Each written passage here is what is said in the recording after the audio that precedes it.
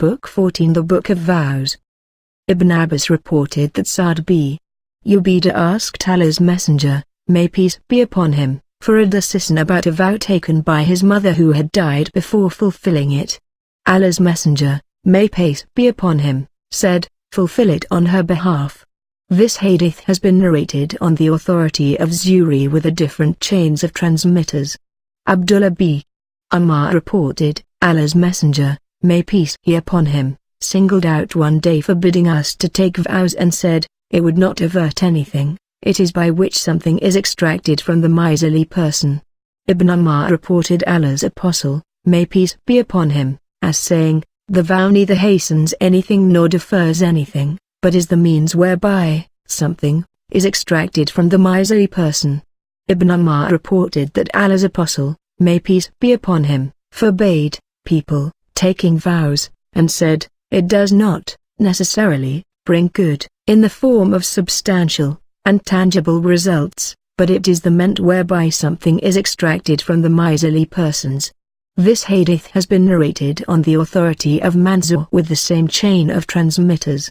Abu Hurairah reported Allah's Messenger, may peace be upon him, as saying, do not take vows, for a vow has no effect against fate, it is only from the miserly that something is extracted.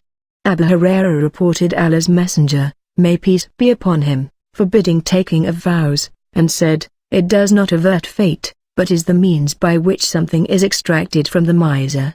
Abu Hurairah reported Allah's Apostle, may peace be upon him, as saying, the vow does not bring anything near to the son of Adam which Allah has not ordained for him, but, at times, the vow coincides with destiny, and this is how something is extracted from the miserly person, which that miser was not willing to give. This hadith has been transmitted on the authority of Imam b. Abu Umar. Chapter 2, the vow is not to be fulfilled which is made in disobedience to Allah, nor that over which a man has no control. Imran b. Hussein reported that the tribe of Thaqif was the ally of Banu Uqayl. Thaqif took 2 persons from amongst the companions of Allah's Messenger, may peace be upon him, as prisoners. The companions of Allah's Messenger, may peace be upon him, took 1 person at Banu Uqayl as prisoner, and captured al-Adbi, the she-camel of the Holy Prophet, along with him. Allah's Messenger, may peace be upon him, came to him and he was tied with ropes. He said, Muhammad. He came near him and said, what is the matter with you? Thereupon he, the prisoner, said, why have you taken me as prisoner and why have you caught hold of one preceding the pilgrims, the she-camel as she carried the Holy Prophet on her back and walked ahead of the multitude? He, the Holy Prophet, said, yours is a great fault. I, my men, have caught hold of you for the crime of your allies, Banu Thaqif. He, the Holy Prophet, then turned away. He again called him and said, Muhammad, Muhammad, and since Allah's Messenger, may peace be upon him, was very compassionate and tender-hearted, he returned to him, and said, what is the matter with you? He said, I am a Muslim, whereupon he, the Holy Prophet, said, had you said this when you had been the master of yourself, you would have gained every success. He then turned away. He, the prisoner, called him again saying, Muhammad, Muhammad. He came to him and said, what is the matter with you?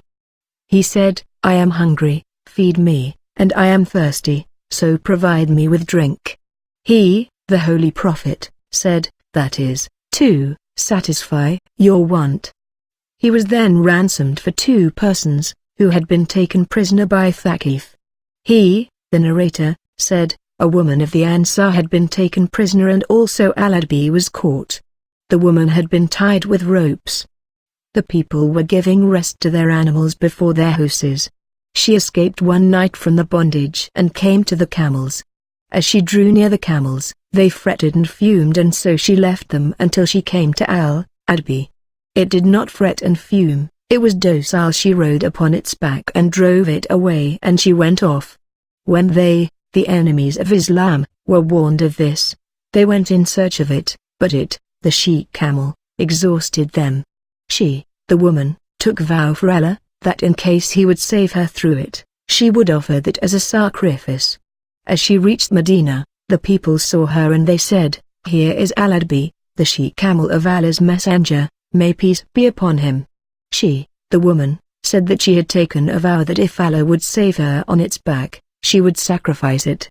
They, the Prophet's companions, came to Allah's messenger, may peace be upon him, and made a mention of that to him, whereupon he said, "Hallowed be Allah, how ill she rewarded it that she took vow to Allah that if he saves her on its back, she would sacrifice it."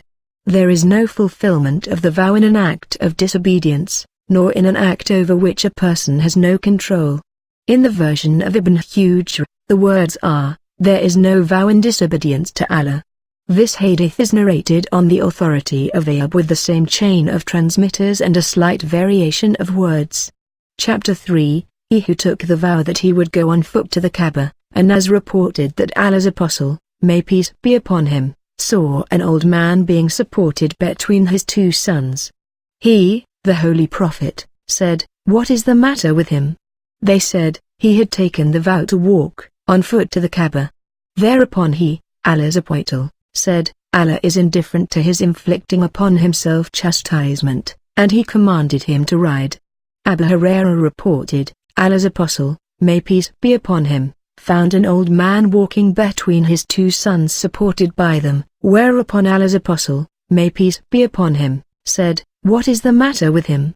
He, the narrator, said, "Allah's messenger, they are his sons and there is upon him their fulfillment of the vow," whereupon Allah's apostle, may peace be upon him, said, "Ride, old man, for Allah is not in need of you and your vow."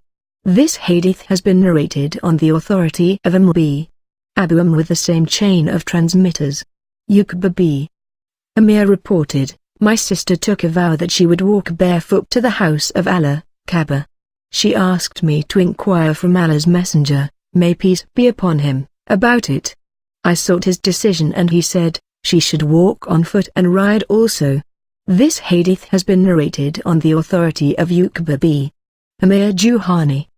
But in this no mention has been made of barefoot. Uqba b. Amir reported Allah's messenger, may peace be upon him, as saying, "The expiation of the breach of a vow is the same as that of the breach of an oath.